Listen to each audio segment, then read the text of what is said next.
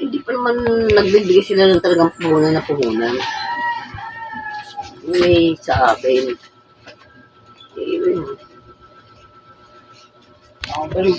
Ay, kaya nga nung sinabi nga ni Victor na, malam binigyan ka nga ba ni, ni Pwede? Sabi ko, ang galing mo pero, wala, ay, di ka na lalo naman sa, binigay siya ng Ben.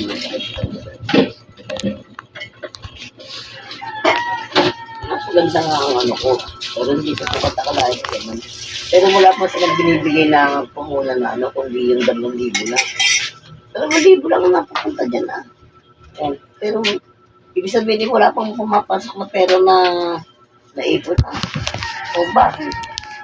Yung dosilog na pagpagawa dyan, din yung nagastos si Maripe O magkano nagastos lang ni Maripe dyan sa paggawa dyan, 6,000 pagkatan 6,500. Saan papunta yung iba? Di ba't yung Maripe nag-scatter din yan?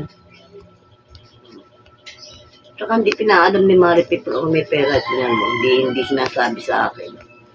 Yeah. Yung padala din doon sa nasa Laguna siya, nagpapadala pala si Mari ng pera, hindi ko alam. Pero nakailang bigay ako nung nag-manicure ako kay, tanda mo nung nag-manicure ako Tita Mera, nandun sa Ate Sheila, binigyan ko siya ng 600. Tapos binigyan ko ulit siya na ako yung nag-manicure ulit, binigyan ko ulit siya ng 600.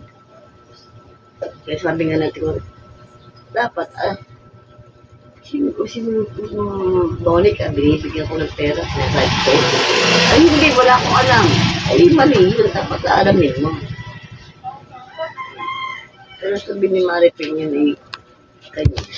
Asan pa rin yan? Kaso lang, hindi ako nakailos. Wala nga lang.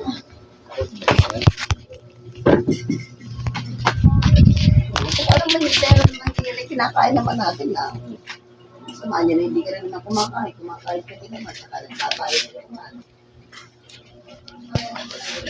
Hindi naman kailangan. Dahil pag tayo nagpasira kay Madel,